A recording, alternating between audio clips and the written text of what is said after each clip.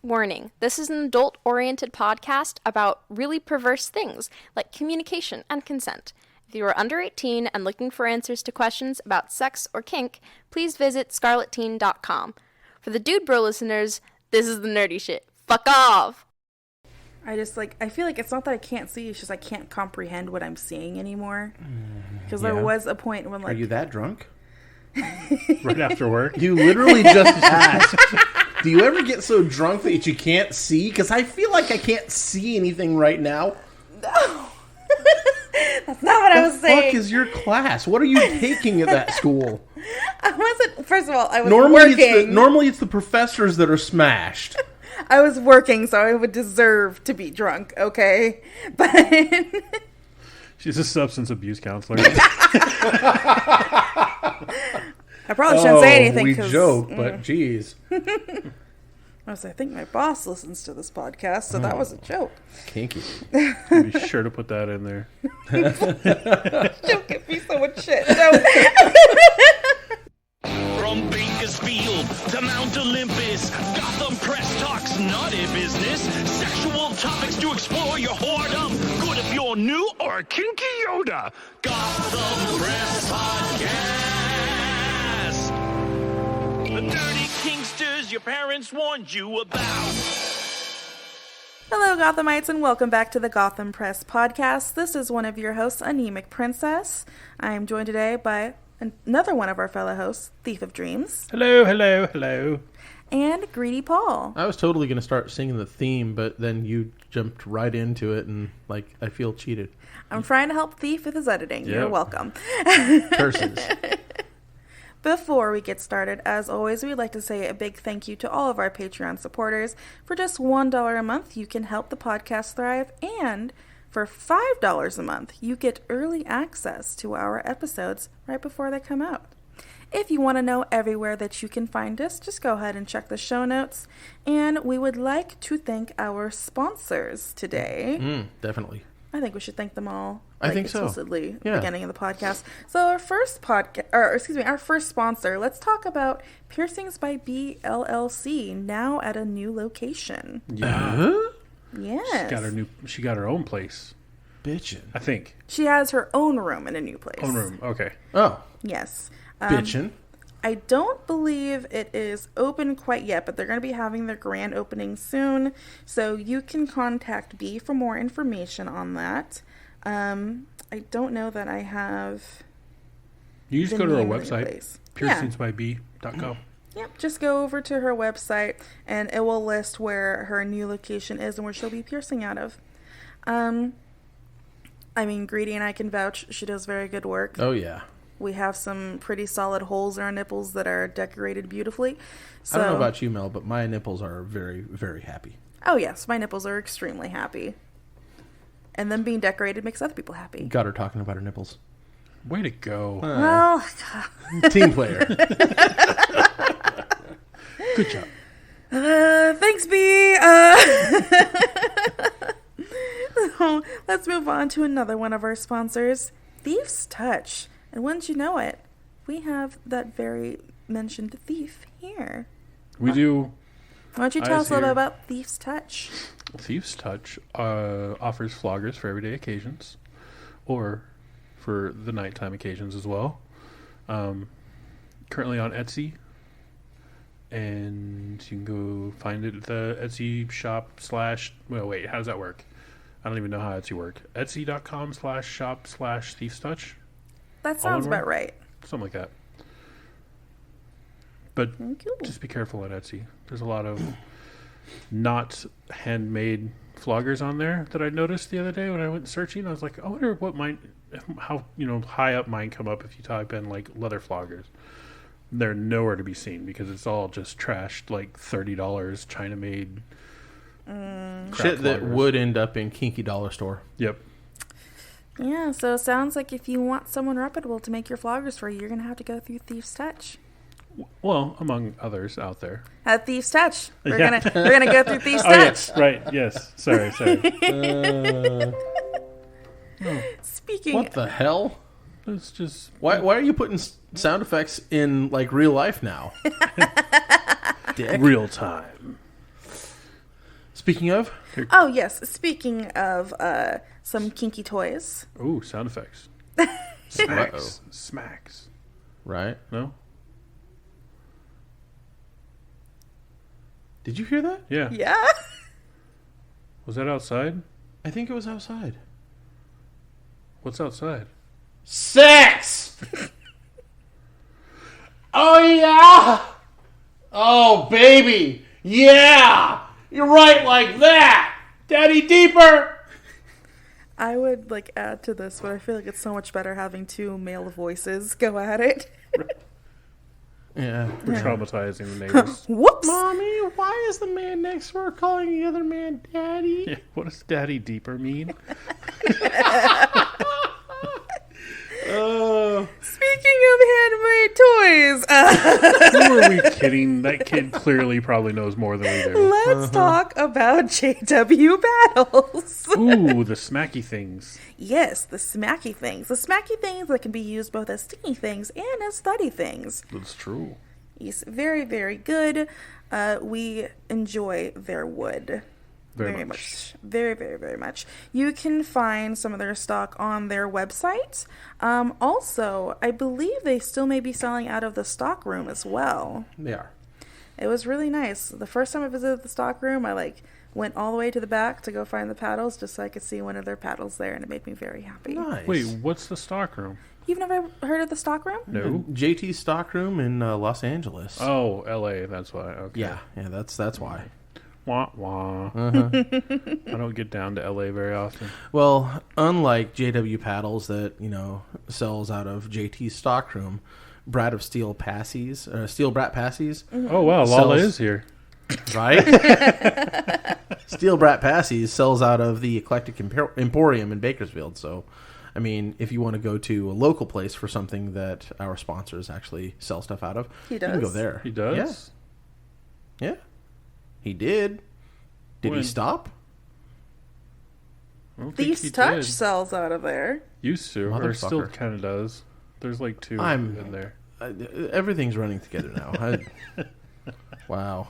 If you would like to get a pacifier from Steel Brat Pacis, you can find his shop both on Instagram and on FetLife. Those are going to be probably the two best ways to reach out to him. He does custom passies, and also if you want to let him have a little bit of creative freedom, he does a wonderful job. He has great centerpieces. All of his passies can be taken apart and sanitized as well, and he's very careful about his shipping process as well too. And their emphasis on the adult part of that, because they are Yes. adult passies. Like, they are made for adults. They're rugged and more durable than like the cheap 99-cent ones you get your kid. Yeah, don't get your kid one of these. Not what they're meant for, and also they'd be too big for their mouth. Yeah. A 1-year-old trying to suck on one that says "Daddy's little slut" would probably not be a good idea. Maybe, yeah. I tried to buy my niece a shirt one time when she was born that said like "Daddy's little squirt" or something like that, and my sister would not let her wear it. Uh-oh. Yeah. Or It gets better the more you think of it. yeah. It was either that or one that said like "My balls are bigger than yours" or something like that. Well, she's no fun. Yeah. Hung like a donkey. Mommy doesn't swallow. Yeah, all mommy wanted was a back rub. I saw one in the store a couple months ago that just said, like, my parents aren't good at social distancing. Nice. Oh, I bought anal's her- too painful. I did buy a shirt. Who did I get that for? It was somebody that had a kid, and I don't remember who. But it just said "They shake me." Oh, no. Oh, if there is a hell, we are all going there. Funny you should mention that. That is actually the website that it came from. T-shirt hell. No shit. Yep. Wow. Anyway, we veered off to I know. talking They're about terrible not- things about children. If you'd like an adult pacifier for an adult, Yes. that may sometimes go into little space, or really you can kind of use it for anything. I know some people use it to help them as like a stimming tool. Some people use it to help them from grinding their teeth at night. Some people said it helps them from snoring as well too. So, Really? Yeah, so there's a few different ways that you can use it, or even if you just want to have it as a showpiece, it's really great. I believe that Miss Leopard said a couple of episodes ago that she's had one for several years and it's lasted really well. Yeah. I know that I've had mine for, well, I know I've had one of mine for at least 3 years now, and it's still, like, literally in perfect condition. That is a long ass time. Yeah, and I mean, I put mine through the ringer because when I'm in little space, I'm a chewer. So, and the nipple part of it is still completely fine. The shield looks just fine. So those things are rugged. I know, She it got said me talking nipple. about my nipples again. Rugged nipples. My rugged nipples. Nipple shields. So thank you so much, sponsors. Pasties? No pasties. I've been invited to a dungeon where they have a no pink policy. No. No, really? So you No. have to cover. Have to cover everything. Yeah. Interesting. Well, what if I'm not pink? As a brown person, I ask this. Ooh. That is a damn fine question. Oh. I Gotta love this rule. question. Calling out those unconscious biases. You're welcome.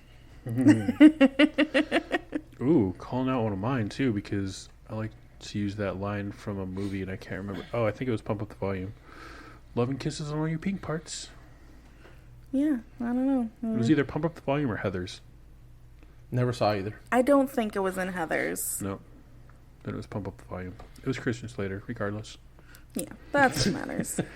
Oh my goodness, my sweet little news assistant at work. He looks like, this sounds like the weirdest sentence to me, a baby-faced Christian Slater.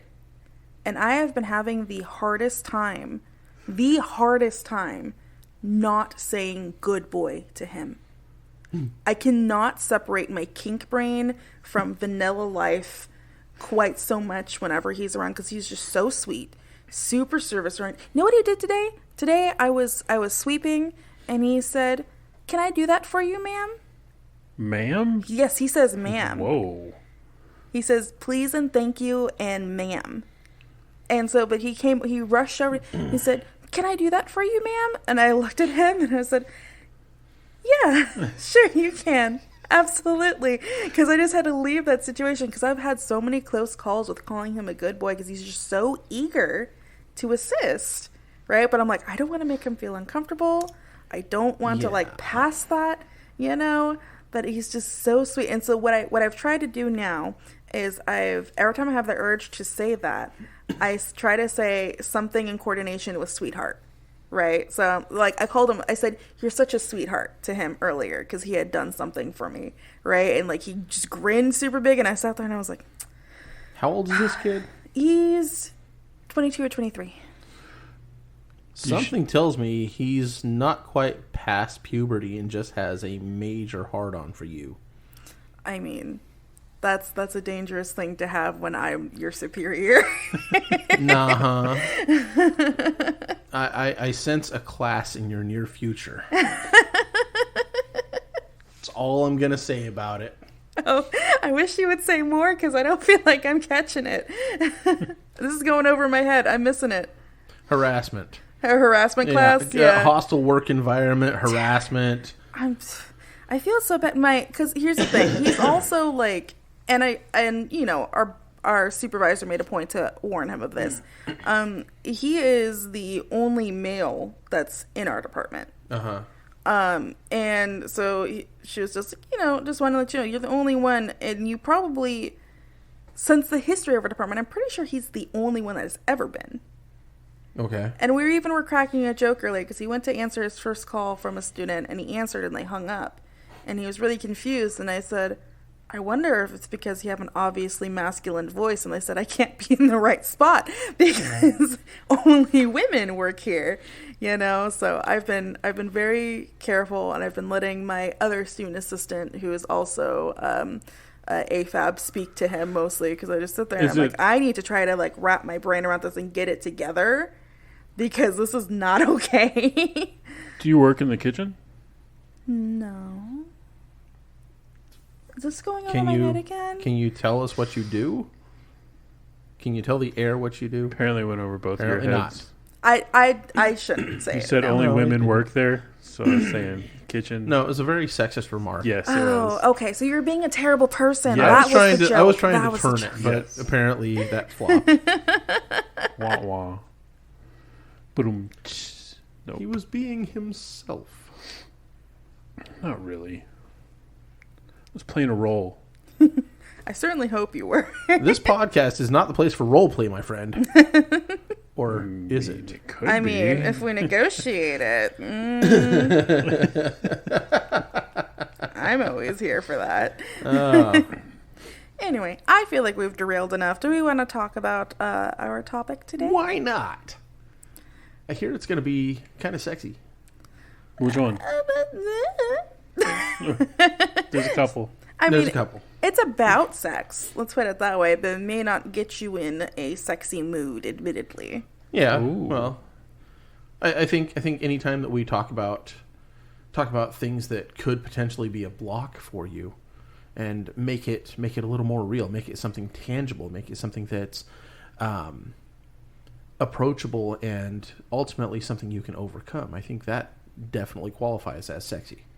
You know, you're absolutely right. So I think that is something we should definitely talk about because I feel like it's something that should be normalized. And the words that I had originally heard this as was kink or libido discordance. Okay. And the idea that what it's actually typically called when people refer to it is sexual desire discrepancy, or SDD. And it typically describes when two partners, because of when this was made, right? When two partners in an intimate relationship desire different levels or different frequency of sexual activity. Isn't that everybody? Right? I mean, it would seem to me. It would seem like in a lot of, I mean, at least, you know, typically in relationships, that the people participating in the relationship are going to naturally have different drives. Especially right? after the initial kind of lustfulness thing washes away, and you're just like, all right, it's been 7 times, and I just want to go to bed tonight. Is that possible? Yeah. No, because now they're pissed off, or they think that you don't find them attractive anymore, and you're like, dude, it's one fucking night. Like, I just wanted to go to sleep. I'm tired. Like, why are you making this a huge thing? It doesn't have to be. And that's like a big thing for a lot of people when they're, and it happens at different times, right? So for some people, it's after that NRE, the new relationship energy phase, you know, where a lot of times, depending on your relationship, I know with my relationships, we tend to be like fucking like bunnies every single day. Mm-hmm. And when that finally kind of dies down, the sex drive will start to, for one or both of the or however many partners, really kind of starts to die down a little bit too. Right? And then that's when the discordance comes in, or maybe like you crave it at one time, a partner craves it at another time. I know that I had an issue with a previous partner where he was a really big fan of morning sex. Mm-hmm. I cannot stand morning sex. Really? I want to sleep. I want to sleep for as long as possible. If you wake me up, I'm not happy. I'm not in a sexy mood. I don't want to have morning sex. If I'm already awake even, and I haven't been awake for at least an hour, I haven't had coffee, I haven't done any of those things, I don't want you to touch me. Because I am a very grumpy morning person. But that is the time of day where, like, you know, obviously, you know, he would wake up with a raging heart on and want to do something about it. Mm-hmm. And morning sex to him was really, like, sweet and intimate with past partners. And for me, it was definitely not that. That's like trying to wrangle a cat. So. Nice. So, and then, but also, I definitely preferred sex in the evening. Because it'd be like, oh, you know, I just got back from, like, a long, hard day and all this work. And I just want some stress relief. And he's very just kind of like, I want to go to bed, man. Yeah.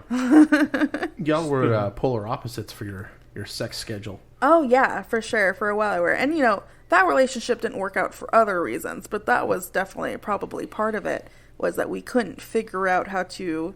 What it really was, we couldn't figure out how to be intimate with each other without sex being included. Oh. That's actually what ended it. And so we were depending on sex for so long to be our form of intimacy, that when we became so discordant in terms of sex, we couldn't figure out or even want to try to figure out another way to be intimate with each other to try to fill some of that hole there. Fill the hole. Fill the hole. So, I don't know. Has that ever, let's talk just about sex, not even with kink yet. Just with sex, has that ever happened to either of you in, like, past sexual relationships where you feel like you've been discordant or with the other person? Every Yes. single one of them. Every single one of them? Every single one Yeah, of them. basically. Because, you know, I would assume that it's not, this makes me feel a lot better because I just thought it was, for a while, I thought it was just me until I realized what it took was polyamory for me to realize having more than one other person to recognize that it's a normal thing for this to happen. You know? Yeah. Okay. So I'll use myself as the example. When I got married, I was a rabbit. Okay. Mm-hmm. I wanted to fuck all the time, every single day, morning, noon, night, didn't matter. And she was happy about that, you know? Granted, it wasn't quite as much as she wanted, but it was pretty comparable. So close. Mm-hmm. After, I don't know, the first 2 years, that kind of wore off. But it took a considerably long time for that to happen. It wore off for her faster. And I still wanted to have our sex life like we did. And she did not, you know, she had no interest in it. So it was like, okay, well, back to porn for me then. And that put a wedge between us because, you know, now suddenly I'm seeking my sexual gratification from external sources, not her. And I felt like she was the one that did that because she's rejecting me. She's pushing me back. She's saying no so many times, and it's like, okay, well, I thought we had this, and now I suddenly don't. Yeah. And I had no idea where that was coming from. I thought there was something wrong with me. So again, you're not the only person for that to happen to, you know. I'm sure others have had that happen as well. Did you think that, like, it was not ending a relationship, but like she wanted out, and that's why, or like what was going through your head, reasons why, like, were you thinking without asking? Well, yes, there was always the possibility that she was just getting tired of me or wanted to move on or something. But at the time, I also kind of believed that, you know, religion. There was no leaving it. We were committed, and I was ready to make that sacrifice, and so that really wasn't an option. As far as other stuff, I later found out that she was being less than faithful and getting her satisfaction from external sources as well. Only it wasn't porn. Right. Damn. Yeah. Well, whatever. It happens. Mm-hmm. It happened, and if that little voice is screaming at you, you should probably give it some sort of heed. Yeah, especially if that other voice is a friend of yours that you're talking to daily on the phone who keeps telling you it's over, you need to leave, and you're just like, I don't know, bro. Like, I'm kind of feeling like maybe there's... No, just fucking go. Pack it up. He's trying to help. They're trying to help. Just leave. Yeah, I had friends and family that were saying that, but I knew better. Yeah. Right. I was on the exact same boat, too. Oh, to speak to that real quick, any friend... Anybody that finds themselves in the friends situation, be patient, okay? They're going to say, yeah, you're full of shit. You don't know what you're talking about. Okay, well, I'm here for you anyway. Be that friend. Don't be the friend that fucking walks away. Because when that relationship does collapse, and it's probably fucking gonna collapse, when it does, you can be there to support, and don't rub it in their face either. Right. Be there like, dude, I'm so sorry. I'm here for you. Okay, well, I would like to admit to being a very toxic piece of shit for a little bit because, not anymore, but back in the day when I would be like talking to somebody, but you know, we're not dating or anything, but we're sending sexy stuff back and forth, and then they'd be like, oh, you know, I can't do this anymore. I got a boyfriend. What? In my thoughts, I'd be like, oh, hey, I would tell them, that's fine, that's cool. Hey, no problem. Don't worry about it. I'll completely stop. You know, no pressure, nothing like that. We can still be friends. Everything's good. In the back of my head, I'm thinking, I'll be here when he leaves. Like, that was my thought process, was like, I will keep, like, instead of being like, oh, okay, just parting ways, I'm like, okay, so that line's still in the water. We'll just let it marinate over here until... And I'm like, Jesus, that is horrible. Yeah, that is. I would like to say that I can, at the very least, attest to what Greedy was saying about being the friend that is going to wait there and be there when it kind of inevitably falls apart. Because I was in that situation recently with one of my friends. She's now living with me. Oh. Because the situation was so bad, and we had to tell her, you know, kind of on a source, like several times, that, you know, over the past couple of months, really, that's when it started. It got bad. The thing is we knew that had to be going on for a while, because it finally got bad enough where we could see it through a Facebook chat. Oh. If we can see how bad your abuse is through a Facebook chat, because we were in there with both of them, and it's bled out onto there, then we know how much longer she had been dealing with it without anyone there to verify her thoughts that maybe this was wrong. Well, and I would say that situation where it's an abusive situation is a lot different than something that's just a relationship ending. Because what I was gonna say was, when that relationship does end and you're there for your friend, don't badmouth the ex. No, yeah, don't ever do that. Like, console them, tell them to, you know, remember the good times, because there was good times. There's always good times. But don't go down that path, because in 2 weeks when they hook back up, they're gonna remember. Yep. And it's more important for them to make the decision.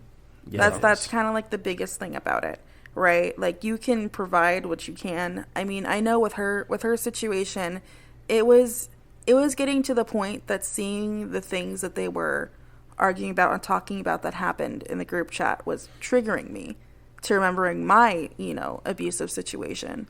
So finally I messaged her, and mind you, at the time she lived in Missouri, and I said, I have a free room. I will find a way to get you if you just come here, because I'm now it's at the point where I don't care if you want to continue dating this person, but I'm scared for your safety to be physically around him. Yeah. And so that was enough to get her to start talking about it and trying to figure out how it would happen. And so I, you know, two of my partners ended up taking the time off of work to go fly out there and go get her. Wow. Awesome. Yeah, so now she's here with us, and she's also a polyamorous, non-monogamous person. Nice. So she's had an interest in someone in our friend group for a long time. So she's finally being able to kind of like explore that, to kind of know. I'm excited for it, because even if that relationship doesn't work out, it's knowing something other than what she's had for the past several years. Yeah. True. So I think that will be healthy.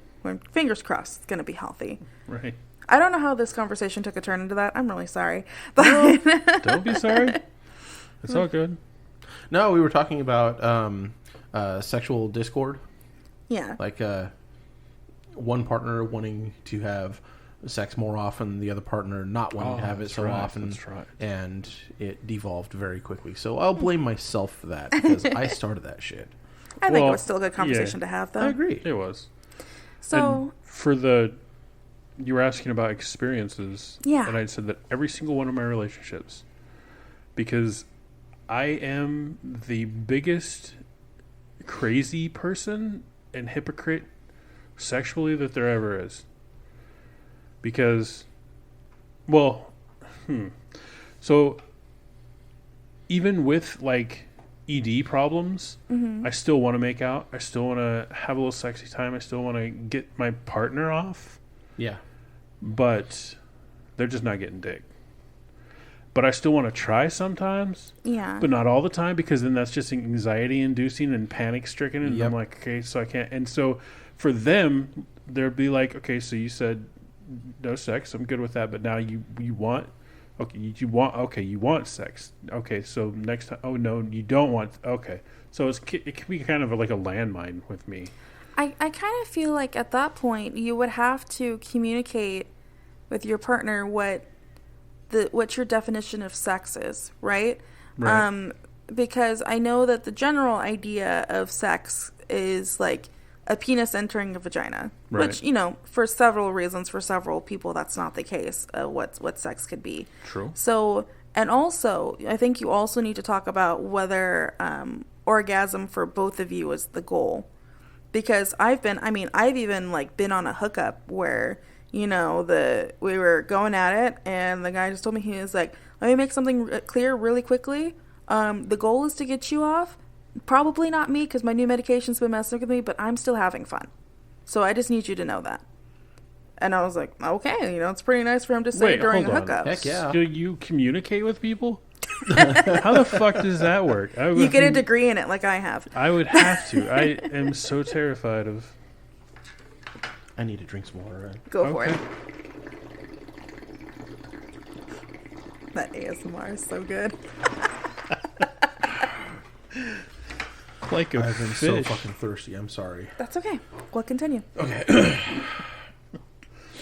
Yeah, communication's never been a strong suit, especially when it comes to... Well, so for most of my life, like, that was a shameful thing that I hid from everybody. Communication? No, the whole ED thing. And yeah.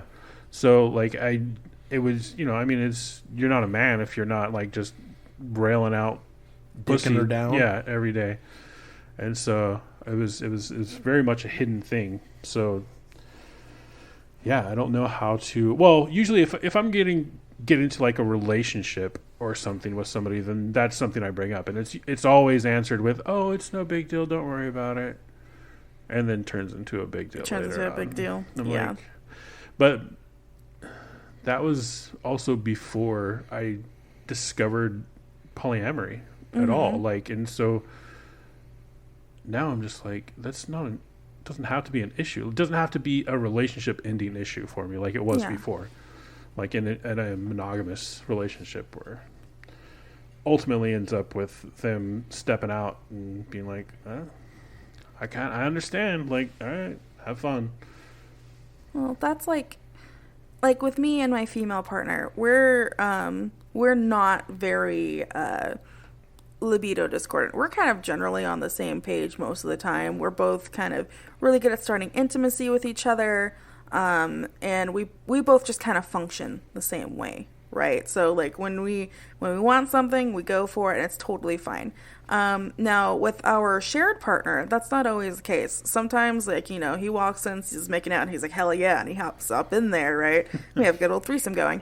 But other times, like, he'll just kind of like, he'll come in there, you know, and he sees us start to get riled up, and I'm really glad that he does this now. He makes a point to say whether or not he wants to engage in that. But he'll always say, he's just kind of like, hey, I'm not really feeling it right now, but I would love for you two to get each other off. He's like, I'm just going to go do some forming, or I'm going to, you know, go do this, because I really enjoy the fact that he's really honest about whether he even wants to or not.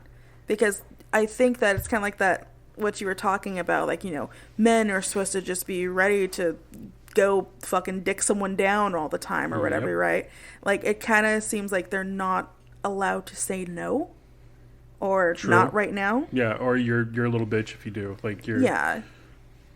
But it makes me feel so much better that he's advocating for himself rather than trying to put himself in a situation where he maybe doesn't really feel like doing anything, but he feels pressured to, you know, to have to perform for something he doesn't even want to do.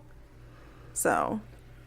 I can see that. I can also see a problem with, like, accidentally starting something. Yeah. And not knowing how to get out of it. Yeah. Because, like, I've done that plenty of times, too. Where I'm just like, there's something in the back of my head that's just like, tease a little bit. Mm-hmm. Tease a little bit. Let me see oh, you're really turned on right now, huh? I'm not. But, I mean, shit, what do I do now? Like, I don't I didn't want this. But I couldn't stop myself from, like, starting it. Yeah, I mean, like, I know that feeling, too. Because sometimes you're like, sometimes I just want to make out and touch up on your titties. Yeah. You know? And then, like, they're raring to go. I mean, the good thing about being kinky and generally being a top is that, you know, if I do that and I'm just like, haha, just kidding. I was just teasing you, but now I'm going to deny you. And really, I'm just like, I don't feel like fucking right now. So, you know, if their kink works into your hands and you can work it around your schedule, by all means do it. I mean, I feel like now is a good time to talk about kink discordance, right? Because that's a little bit different. You know, sexual discordance is just we don't necessarily want to we don't have the same sex drive, you know, like, or we want to do it at different times of the day or a different amount of times.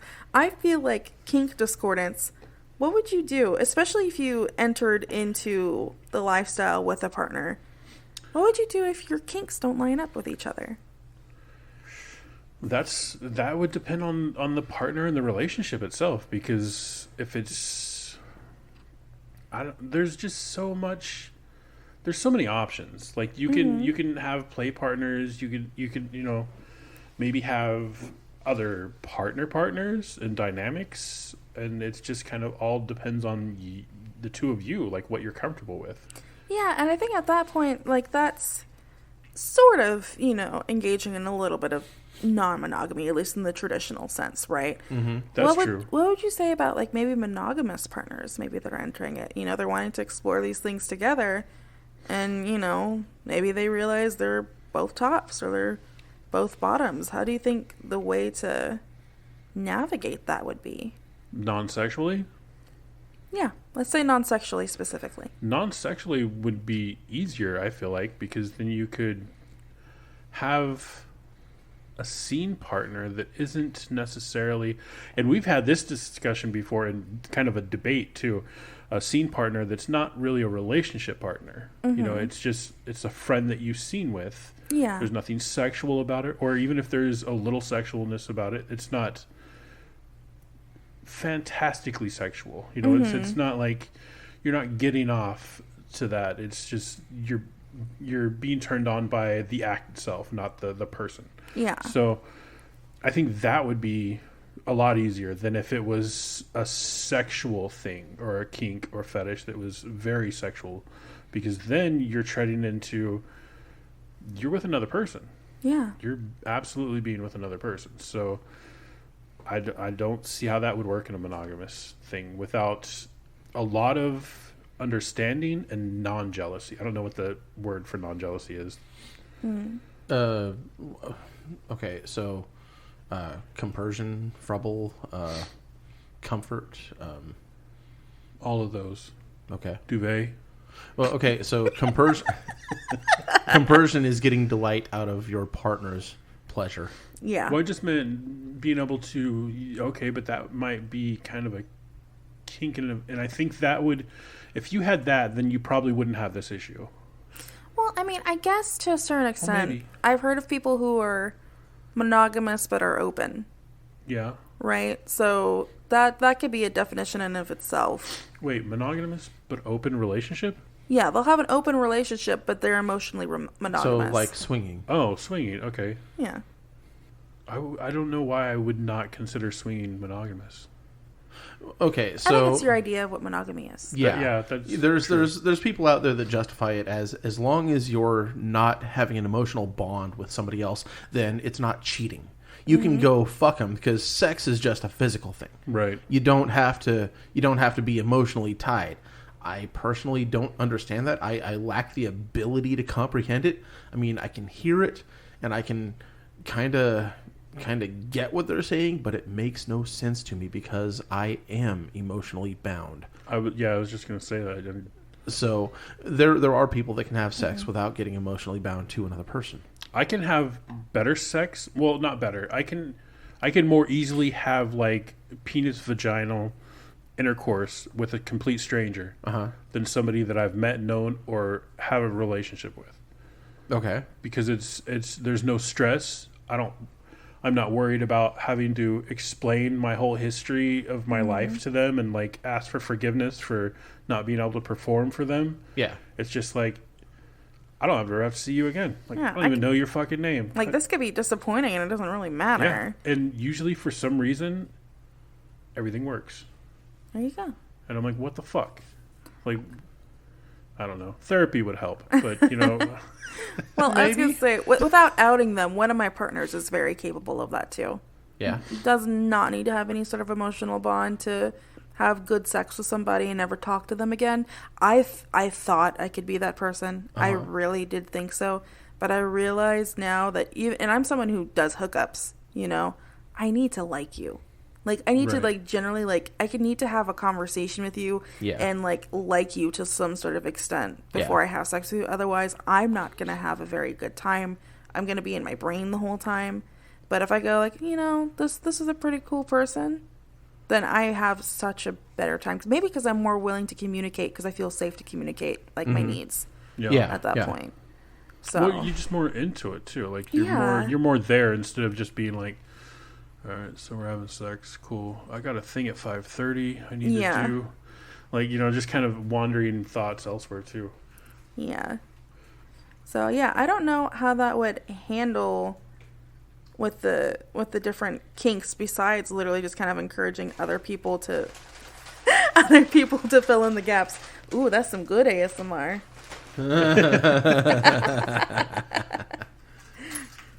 My partner just walked in and he brought me food. Hi, partner. How do you know that's for you? Howdy, partner. Because he was texting me about it. That's You're my on love your language. Phone during the podcast. Oh, what do you know? It's my love language too. Thanks for bringing me food. Well, I didn't know you were here. If I had known, if someone communicated. It's not like you live here. Well, it's not like he gets ready for work normally around this time. Yeah, okay, that's valid. That's valid. You know, if we were recording tomorrow night, I wouldn't be doing this right now because I'd have my ass in the seat right now. So, In the seat? at work. Oh. So I'm like, ass in the seat doesn't really narrow it down. Could No. be in room, could Yeah. be in that chair. No, Be in no. a Equipment operator. different kind of chair. Oh, wait, no, you'd be under the chair if that was the case. Yeah, well, yeah. I'd have my head under the chair Yes. right now. Yep, Grady's like, oh, that's my happy place. I don't know if this one's plugged in. No, It yeah, is. it's hot. It's hot. Yep, that's his happy place. thank you, babe. Dude, sit down. Join us. Getting the food all Come on. Come on. You are now our Come guest. on. Bring it Grab in. your drink. You don't have Sit your headphones, ass. but No. Fine. Just pretend that microphone screen, the pop screen right there, is her clit, okay? Just get all up in its business. don't do You say that. click? Just Do talk it. into it. Be the clit commander. The No, commander you of can the move it. clique. I was just saying, don't pretend it's her clit. Don't start licking on Just it, talk okay? into it. Yeah. You're not trying to make it squirm. Just leave that there for right now, dude. Alright. Or You just guys- want your mouth right there so that it's, the nose is just rubbing the hood, just massaging the hood. Oh, yeah. I work That's like an it. 8-hour day and I immediately have to like jump on a podcast. Yep. Yeah. See, I had a 10-hour day. Introducing our very late guest, Giagantor 41. It's 41 on there, 41. right? Yeah, okay. You are not 41. No, I'm not. Okay. It was hotter his, if say. you were. Oh, I know you would think it would be hotter. it was his football. No, what? Did we just discover something on the podcast? Was that really your football number? No, that's my favorite basketball player's number. Funny coincidence. You probably don't know him. It's a tall white guy.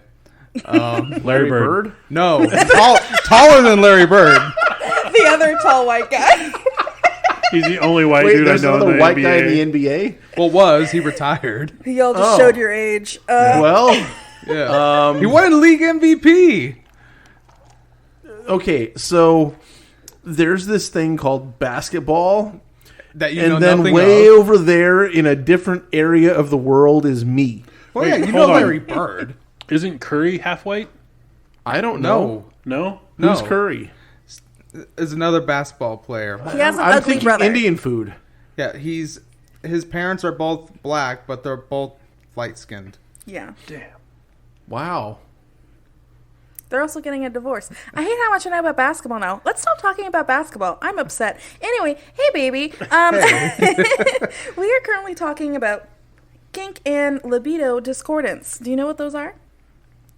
Can you take a guess from some Well, context? I know to this? what libido is. What was the other one? Discord. Kink. Kink and libido discordance.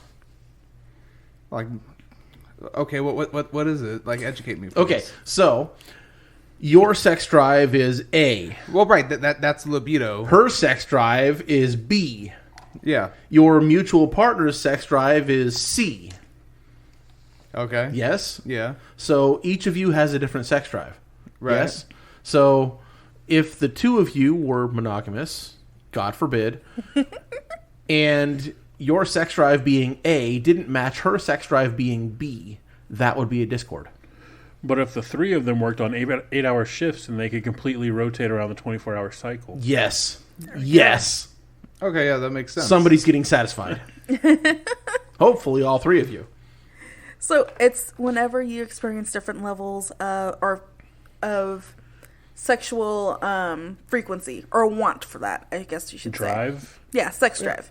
When you have different sex drives, or in the terms of kink, if you have different kinks or different wants in kinks. Okay. So, like, for instance, let's say daddies and littles, right? Mm-hmm.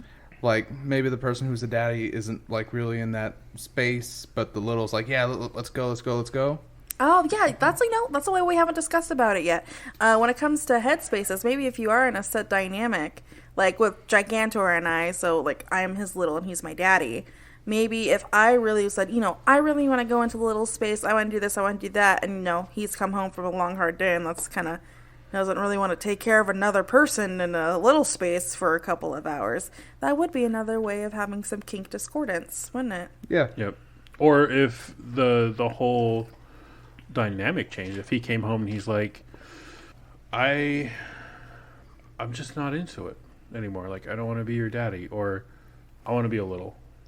I'm like, that would break their heart first off. Right. That would really hurt. But that can yeah. happen because our desires, our wants, our needs, especially in kink, change over time. Right, that could happen, but what I believe would happen for us, I'm going to use us as an example, is we would have conversations and communicate before it's just like a hard stop. There we are, back to communication. Yeah, this is a foreign concept to me Well, on so many levels. I was going to say, we have had conversations like that before because, Gigantor and I were previously in a pretty set dom-sub dynamic that we ended up putting on hold, especially because, part of it was COVID. It just completely, derailed our dynamic, and we realized how much of it was based on us being able to be with our community and being able to do that with them. But, another big part of that was just my switchiness got a little bit worse. And I didn't really want to submit as often as I did before. So that communication thing is really important. Yes, it is. Yeah, I'm basically letting them spread their wings and explore their switchiness. Yeah. / top side of themselves. So very distinctly not with him. Yeah. That sounds like a very healthy relationship. Man, I hope so. That's something that you do in a healthy relationship instead of being like, no, you can't do that. You can't be more switchy. This is how we got into this. This is what we agreed on. You're going to stay in this. It could just be me. Sorry, I didn't mean to cut you off. Dan. But I firmly believe in no matter what type of relationship you're in, could be kink, could be something vanilla. If you start restricting someone, that's when it gets unhealthy. Right. Well, yeah, very much. That's very toxic. I have a counter to that. Okay. My counter to that is MS relationships, where some of those, definitely not all MS relationships, but some relationships you have two decisions, and you're the slave in that relationship, which is to enter that relationship or to leave that relationship. And there's lots of things that tend to happen in those relationships, reviewing contracts, reviewing your wants, needs, and boundaries and stuff like that. But I don't want to discount the people that are actively consenting to having that portion of their life cut off from them because they have them giving their devotion to their master.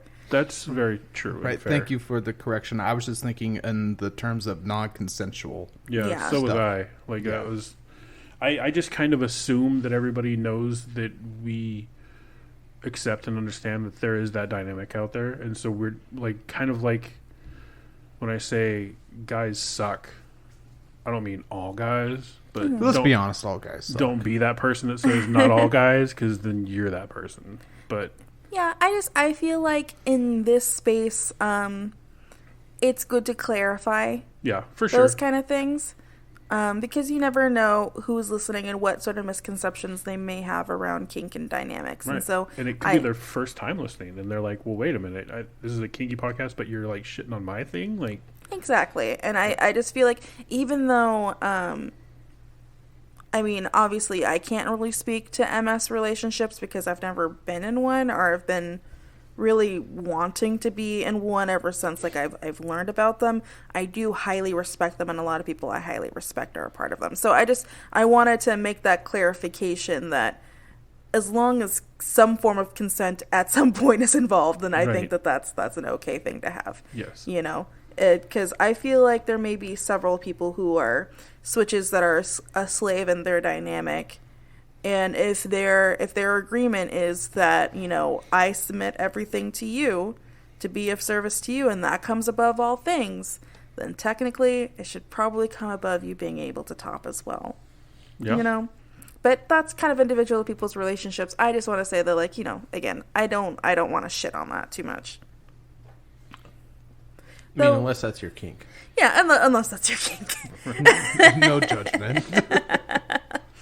So, I guess that kind of brings me to my next thing is that, you know, we're talking about kink and libido discordance and, you know, ways to try to fix that or still feel intimate with each other, or how to handle that. What do you do when, how do you handle, let's say, that dynamic ending? Like, we were talking earlier about, like, you know, like how much it would break my heart if mine and Gigantor's caregiver little dynamic ended. How do you handle when that level of discordance is just kind of irreparable and that has to end the dynamic? Hopefully civil. Yeah. I'm sure a lot of communication would go into it, a lot of heartbreak as well. But, and I guess it depends on the maturity of the people involved, because, so, you know, it doesn't have to be a relationship ender, but it might be. Like, it might be something that you need, you know, like it just, okay, well, that's understandable, but I can't be here anymore if that's not something I'm going to receive from you. Like, it could happen. Yeah. I don't think it has to be that, but I mean, nothing has to be anything. Yeah. But everything can be anything. So, because, like, if you're in a dynamic and in a relationship, usually we see those things going hand in hand, but not always the case, right? So, yeah, I mean, if you have, let's say, one dynamic between you, and you have a romantic relationship on top of that, and the dynamic ends, then there is potential for the relationship to still be savable if you want that, if your relationship didn't center around your dynamic. True. Right? Yeah. So it would be like, and it depends on the people. I mean, it Yeah. really depends on the people, because some people would be perfectly fine with it. They'd be like, "Oh, cool. Like, that's fine. That doesn't bother me a bit." And other people will be like, "I just can't separate the two. Like, they're too mixed together, I guess, because I guess it depends on how you handle, I want to say emotion, but I don't think it's the right term. But relationship isn't really the right term either. Like, because they're both going to be relationships. Like, your dynamic is a relationship, and your romantic relationship is a relationship. And, well, I guess no, because you can have a dynamic with somebody that's just a dynamic. It's Yeah. a Like romantic that's relationship common. doesn't have to be a part of it. doesn't even have to have real deep emotional ties. Yeah. So I figure like that could end pretty easily, I think. Well, not easily, meaning it doesn't have to destroy a friendship Yeah. or be like, I can't see that person anymore. I just wanted to say, like, I really like watching Thief here, like, mentally try to figure it out. Yeah. I feel like that's really helpful. Yeah, it is helpful. Yeah. My brain's going down different paths. And then Because being like, it's a... nope, that one's closed. Okay, back up. Okay, go down this one. Because it's a fair thing to say that it can be very complicated. So it's really not an easy answer for it. So you kind of have to, like, work and talk it out to figure it out. That's probably the number one thing I've learned being in this community is there is no one answer to most things. The one true way. You know, because you'll be like, hey, I want to do this, but I do this instead. Is that still it? And they're like, there's no one answer. Like, you can be into impact play, but not like floggers. Yeah. You know, like just because you like one thing doesn't mean you have to like all the things. It's like the same thing where like you get to kind of choose your own definition, you know, of what something means. Yeah. Like I enjoy pain, but I'm never going to define myself as being a masochist, because I feel like the second that I do, knowing that how most people perceive masochists in the kind of the community at large, I'm like, I'm not quite that, you know. I can't take that level of pain that I feel like a masochist takes, you know. And also I wouldn't want to project myself out to like, when I'm defining myself as someone, I'm a masochist for someone who I want to play with, and then ultimately be bummed out that I can't take as much as, you know, they would think a masochist would be able to. So for me, I'm just like, that's not really a label that fits me, but I'll say I like some pain, and we can talk about what level I can get to, but That's fair. Yeah, that's valid. That is very valid. yeah. Because as soon as you said that, my mind, when you said masochist like that, I'm like, greedy. So, in my defense, there are plenty of people out there, plenty of players, plenty of masochists, plenty of others that go so much deeper than I could tolerate. Yes. But that perception for me is okay. you are that person that Okay. she's talking about, even though she wasn't talking about you. Like, she was just saying that general label that comes along with the whole Thank you. masochist thing. I think. Yeah, so like Oh, if someone yeah. says like, "Oh, I'm a masochist," you're like, "Oh, like greedy." Yeah, I know one of those. Yeah. Yeah, I was gonna say, because from what I've seen of Greedy, I can't take what he can and enjoy it. Right. Yeah, I know I So. couldn't handle the nipple piercing. So you wanna hear a fantasy of mine? Yes. Hook suspension. Okay, I kind of want to do that too. Not gonna lie, Uh-huh. but I I feel want- like there's a level of euphoria I would get from that. I want to fly with hooks. Like, that would be my pinnacle. Yes. I'm thinking like 30 or 40 hooks, back, legs, arms. Mm-hmm. Just 6 hooks. no. I'm too big for that. They would rip right out, and that would not be fun. I don't know. I've seen some pretty. Well, We're, there was we're like, hitting Gigantor's red right now because Oh, he cannot handle piercing anything. oh, okay. These so were wide. yeah, Like, they were deep. getting my not nips deep, but- done. That was like, okay, it's solidified. I have to do this at some point in my life. This has to happen. So, yeah. All right. So we need. Let's see. Let me do the math here. Just let me know when it happens, and I'll make sure to avoid it. Oh, when it happens, it's going to be a big thing. Like, I'm going to do a photo shoot of it. It's going to be a planned out event, and it's going to be invite only. Yeah, so don't send me an invite. He's like, leave me off that Noted. list. Thank you. I'll send you the negatives. Send me an No, invite. send me nothing. Nothing at all. We can send him to Lowe's for more chain. Ooh. Well, that's a good idea. He'll be chain boy. Yeah.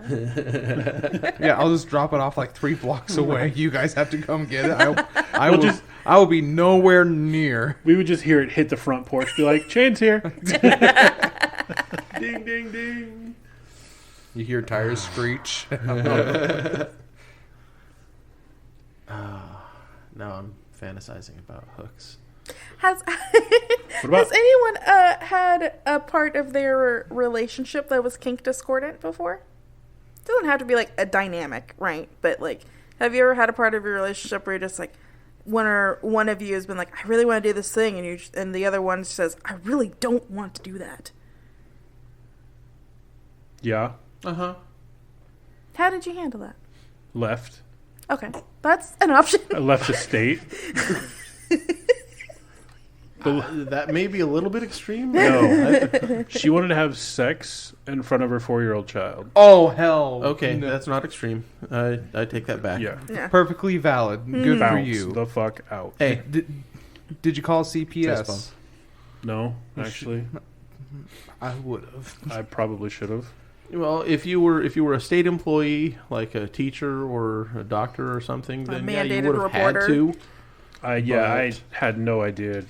I didn't know. Like I didn't think that much into it. Yeah. Now it's just all hindsight. Yeah. Yeah. Yeah, like as soon as you said it, I'm like, yeah, I probably should have done that, but I never thought of that at the time. Like I was just like, Yeah. bus. Then, like, not to like bash you or anything, but I probably wouldn't think of that either. I probably would have just left the state like you.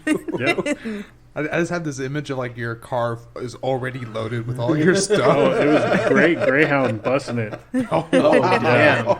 As far as what I did when there was the kink Discord, I mean, we were still feeling each other out, you know. So it's like, okay, that's not something you want to do. I can respect that. It wasn't like a felony act. So props to you for recognizing and getting the fuck out of that. But I'm glad you could see the red flag, yes, The red sail. Right. the Soviet parade.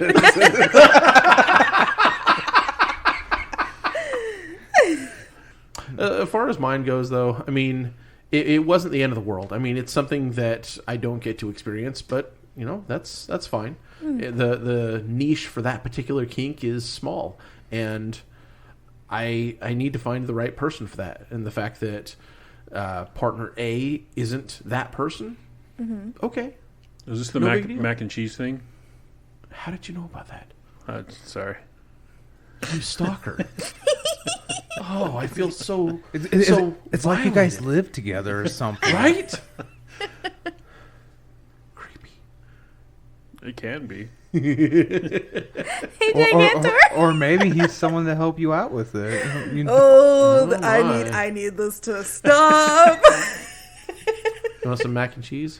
Oh yeah, so like you're fine with like hooks being like through someone's skin, but as soon as we start talking about mac and cheese, you're like, oh no, this needs to know. I feel like my brain is gonna automatically make things way worse than what it actually Anemic. is. You don't have to join us. You just have to put your feet in the kiddie pool with us. I don't. Anybody else have a fantasy of a kiddie pool filled with those Zorby things, the little Yes, tiny? I just want to touch it. I just want to know how Where it feels. just kind of slosh into it. What are the Zorbies? Orbeez. the those Orbeez, little beads, little that, like, tiny beads absorb the that water. absorb a shit ton of water and get like a half-inch yeah. diameter. Okay. I just kind of think that would be kind of fun. It's so weird because like at my job I see them a lot, so like I hold them. I'm like, what is this? And I pinch it, and I just feel like this crack happen. I'm like, oh wait, there's just so many compacted. There's like 1,000 in a pack. You gotta steal them. No. How dude. much do they cost? I don't know because Like it doesn't find have. out. $3. Just look on Amazon. Amazon. Yep. Yeah. So, hey, Gigantor. Kink discordance. How have you handled that in relationships? Oh yeah, wow! Thanks for putting me on the spot Right. on this. I didn't say you I handled feel it like this negatively. was a setup. The Yeah, whole time, this had to be right? a setup. Like I don't for know if you you guys to were. seem how awesome you are. Well, she knew that you were coming with food, and she purposely put this topic at the very end. Oh, they selected this topic. Oh no, we've got another one after this. Mm-hmm. Although we might leave that for next week. What's the question? How have you handled there being kink discordance in your relationships? Well, Okay. Handled it very well. like here's the thing. I'm like, it's the judge and the jury and the executioner asking me this question. More the executioner at the, Yeah. at the moment. A+ guest. Thank you for everything you've given to the podcast. Thank you for your emotional vulnerability. Thank you for your self-disclosures. He's just like, I'll do whatever you want me to do. I just want you to talk about. We've handled it well. Yeah, like I said, well, I answered it correctly. Would you well. like to talk about it? There was no wrong answer. Yeah, there was no wrong answer, but like I got the right answer. You did. I can't think of a particular time. Because I don't consider any stuff when starting out, because like Reedy said, you're feeling each other out. Yeah. So like I wouldn't consider that part of this. I can think of something just on your past reactions about topics. Yeah. I can think of a few things that we're Oh, well, then go ahead, Nemec. You won't let me put anything in your butt. Okay, I think that's valid for myself. No, that's perfectly valid. I just want to talk about like how we handled that discordance. What did we do about the fact that I wanted to put something in a butt and you wouldn't let me put anything in your butt? Yeah, you got boys that you can put up butts. Like, there you go. There we go. Yeah, exactly. Yeah. See, there. Like, that's I drove how you we to solved LA it. so you can do that to someone. For a whole weekend. You're welcome. Thank you. True love. We'll follow you. Yeah, true love is taking your significant other somewhere else out of town so they can do their dream to someone that you've never met. It really it's, is though. It's either that or you cave. Yeah. So, I mean, the decision's yours. And I would much rather, and I mean, obviously, you know how much I appreciate you doing that for me. I would much rather that you do that for me than go, I really don't want this, and everything about this makes me feel uncomfortable, but to make you happy, I'm going to let you do this. Like, I would much rather that you go, like, please just do this with someone else, and I'll help facilitate that. Now I have to ask you that question. Would you do that if he came at you like that, with an answer like that? What do you mean? Would you... Like the way that you were saying, if he was like, I don't really want to do this, but I'll let you do it? Oh, they're thinking about that. That doesn't mean a hard no. It's not a hard no because I'd want to know, like, what you're feeling about it. To make you happy. See, okay, so part of the reason why I had that about it is because I have, obviously Gigantor is not one of them, but I have more submissive partners who are willing to put themselves in situations that they don't necessarily feel like they'll get a lot of pleasure out of, but they'll get pleasure out of giving me pleasure of doing it. Yeah. Which is why that's like only a little bit of an because I'd want to know where that's coming from. If he feels like he has to do it, that's an absolutely, like, no. If he's doing it because he's like, I want you to be happy and I want you to have this experience, we could negotiate it maybe a little bit before I decide if it's a hard no. I don't know if that's a great answer, but no, that's... it's your answer. Yeah. And, like Good answer. The reason why I wanted to ask you that was because for the same reasons or for different reasons, I guess, it would be a hard no for me because I need a lot of desire. I need a lot of want out of somebody. If I'm not getting that, if I'm getting that kind of bored look, we're done. Like, I'm stopping because you're just clearly not into it. And I feel like I'm wasting both of our well, not so much wasting time, but I feel like I don't want this just to be something that you want to allow me to do. Yeah. Unless that's part of a thing. Like if it's, like...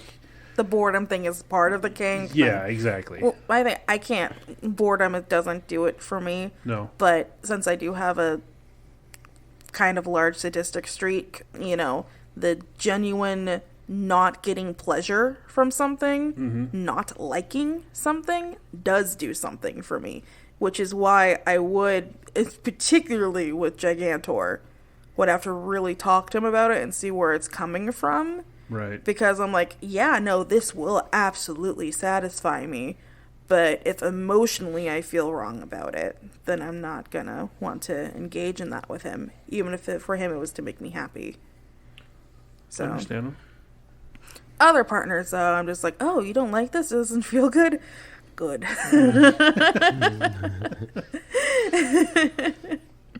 If that's part of your pre-negotiated dynamic, then by all means do it. Exactly. Like, as long as it's, obviously, informed consent is happening there, then absolutely yes. Well, that brings up the point. I mean, if Gigantor were to say, okay, I will let you put stuff in my butt because that's something that you want to do and I want to make you happy. Mm-hmm. That's informed consent. That is. Yeah. Yep. It's not enthusiastic, though. No, it's. But I mean, the way you said it is a little more enthusiastic. Like, I disagree that it's not enthusiastic. Okay. I mean, he's not gung ho about it, but he's not. Well, okay. Yeah, it doesn't feel like coercion. Yeah. Yeah, you're right. He's you're right. stating that this is something I am choosing to do. So as far as enthusiastic goes, that is the enthusiasm that is needed. I just like how absolutely this right. conversation is just a hypothetical me. No, there's nothing Like, hypothetical about it. You hypothetical. You just gave consent enthusiastically. Yeah, hypothetically. No hypothetical. No. You gave consent. Don't worry. And just like you asked, I will not be cutting off my acrylics first. Oh. You're gonna get some good old asshole torture, some ass lacerations. From But we'll nails. talk more about it in 20 years. Now, see, there's a timeline. There we go. This is valid. It's valid. You fucked up. When our You sex fucked up. life I just said somehow we'll talk dies more down. about this in 20 years. That's true. It done fucked up. Ron. I can't imagine our sex life ever being boring. There's just too many things to do that we both really like. But, one day when we're old and decrepit in the nursing home, and I sit there and I'm just And kind I'm of like, hey, you can put up my butt now. Yeah, exactly. That will be the day. You're like, I'm not getting off by beating you up anymore. So I guess you could put it in my butt. You're like, Let's I try can't- something new. I can't feel anything below my waist. It's time, honey. And we'll do all this in front of the workers. Hang on a second. Gurgle.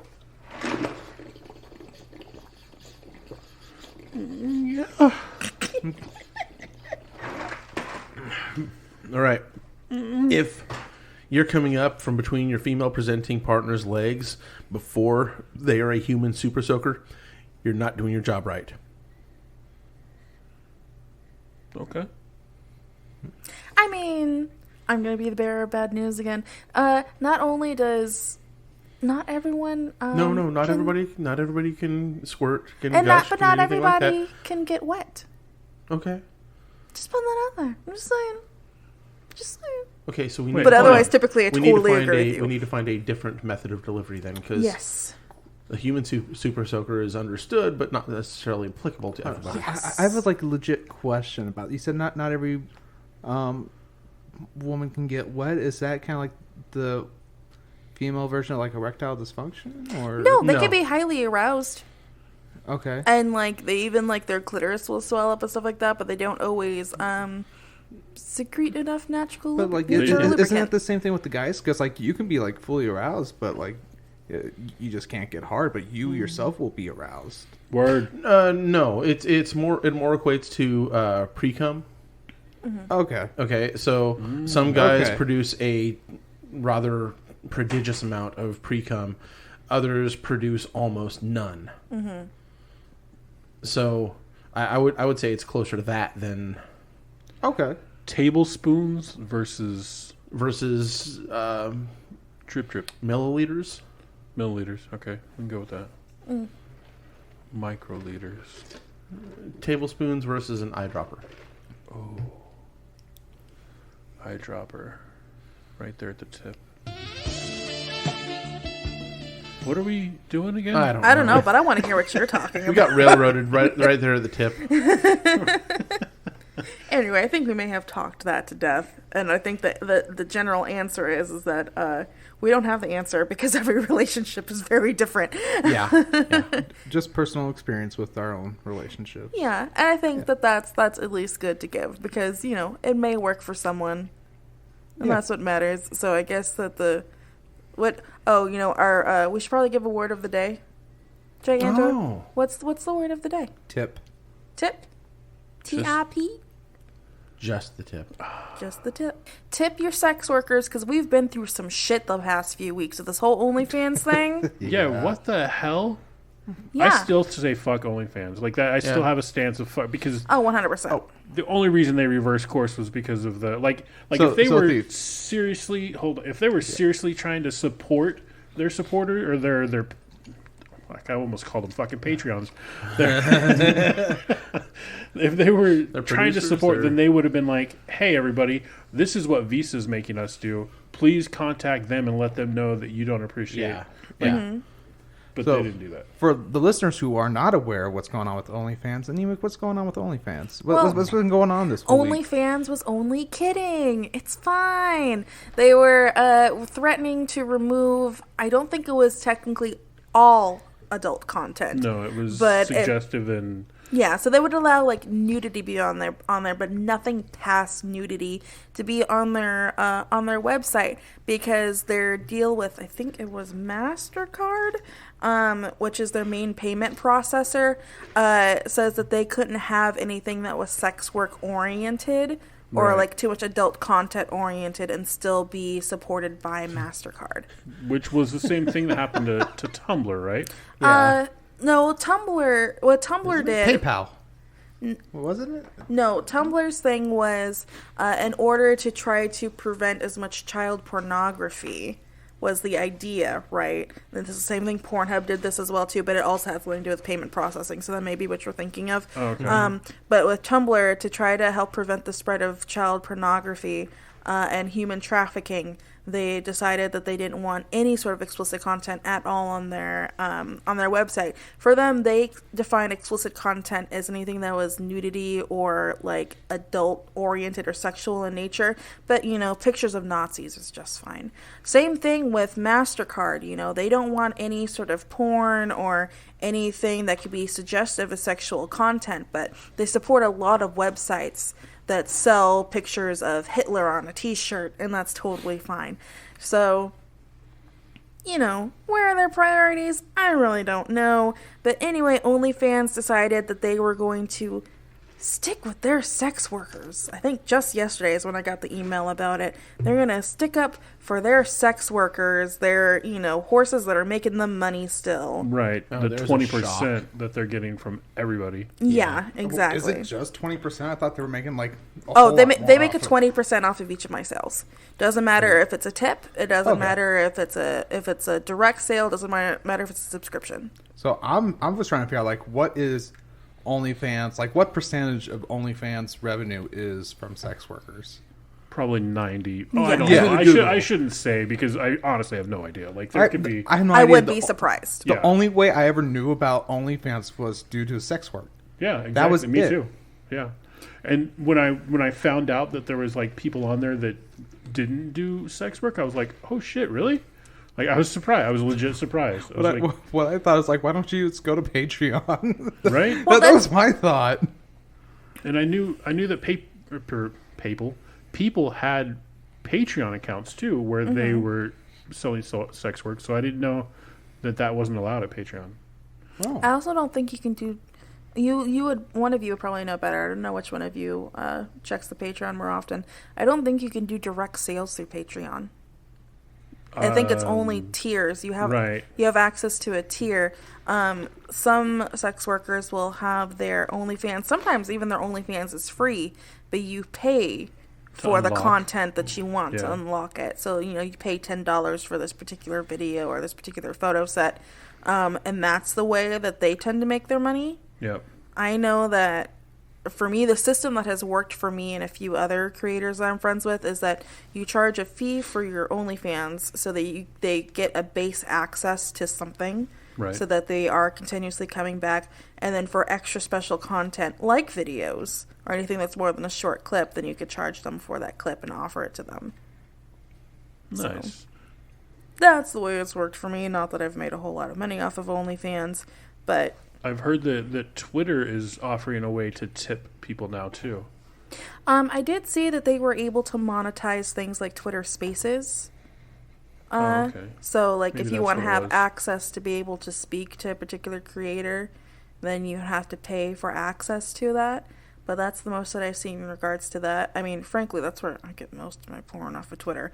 Whenever I want free porn, I'm usually getting off of Twitter. And even then, if I find someone I really like, I usually end up paying for the OnlyFans anyway. Right. Some good There's stuff. there's some amazing stuff out Okay, there. real quick, a little tidbit. Titty In the bitty. last couple of weeks, OnlyFans has sought financing from investors at a $1 billion valuation. But venture capital firms are being very wary of associating themselves with anything adult content. Yeah. So that on top of the credit card companies saying, hey, we aren't going to do this if you do that, that's what's pushing them. They're trying to appease the money, the financial institutions. Yeah. Right, but you can't appraise yourself at $1 billion based on the content that built you, and then take all that away and expect to be $1 billion Still a company. $1 billion company. Yeah. You're going to be a $500,000 company at best. Yep.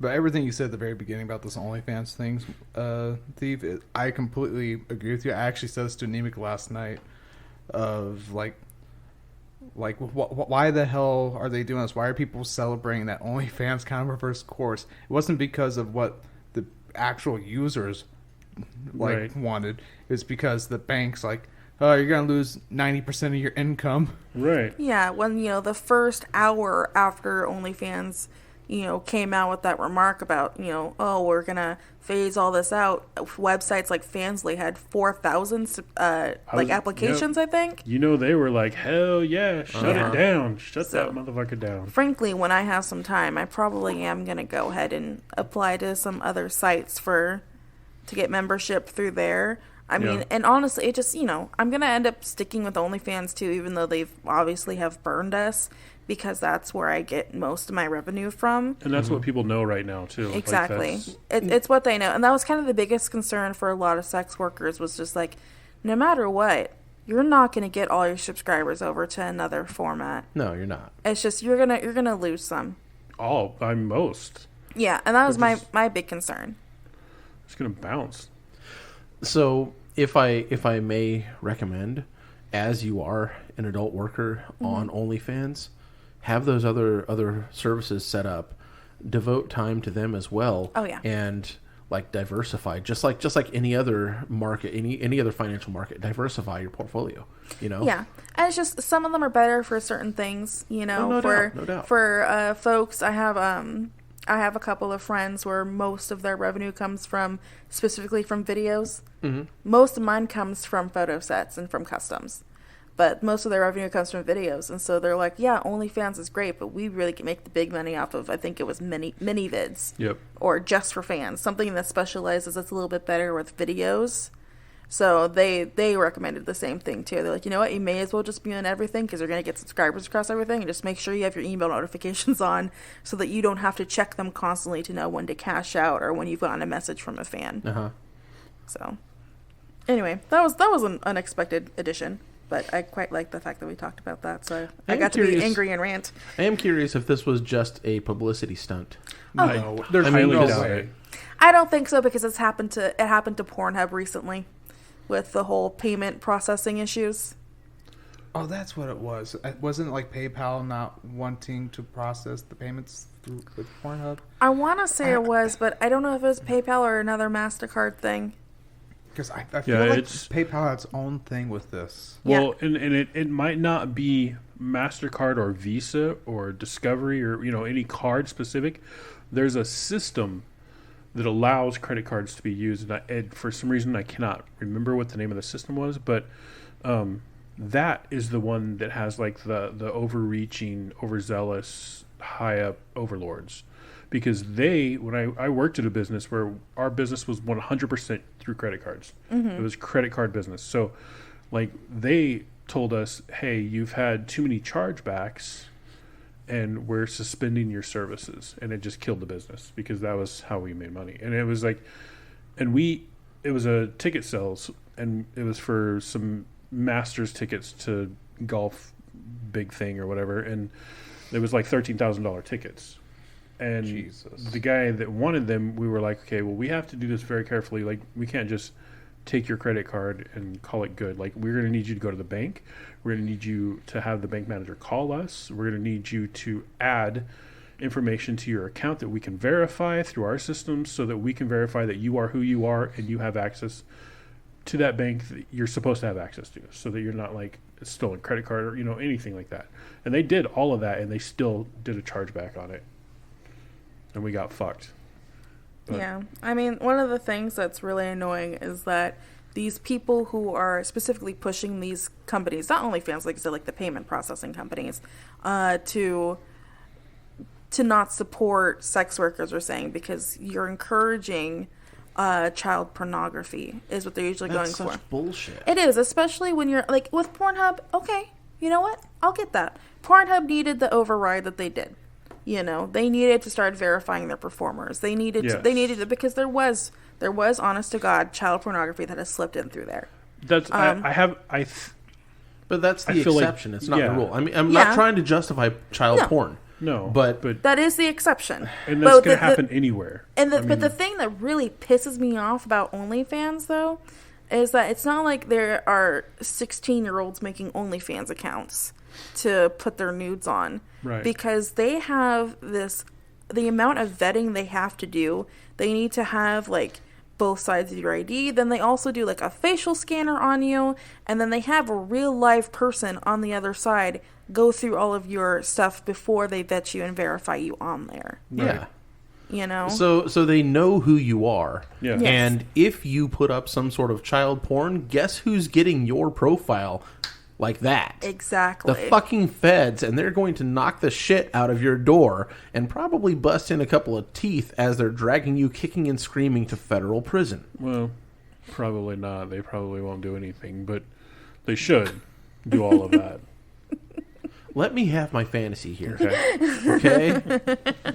I already have such lack of faith in our justice system as is. Let me have this. All right.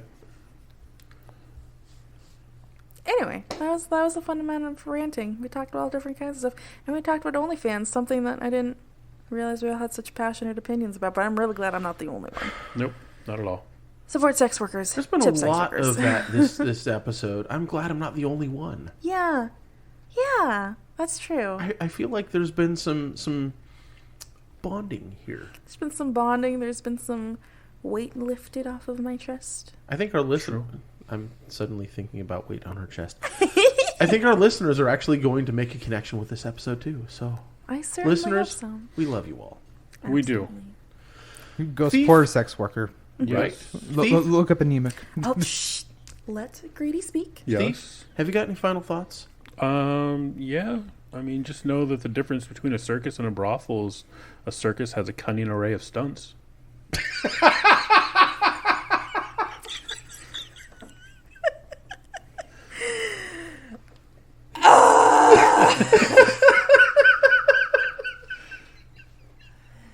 Hey, Gigantor, final thoughts? I'm tired and hungry.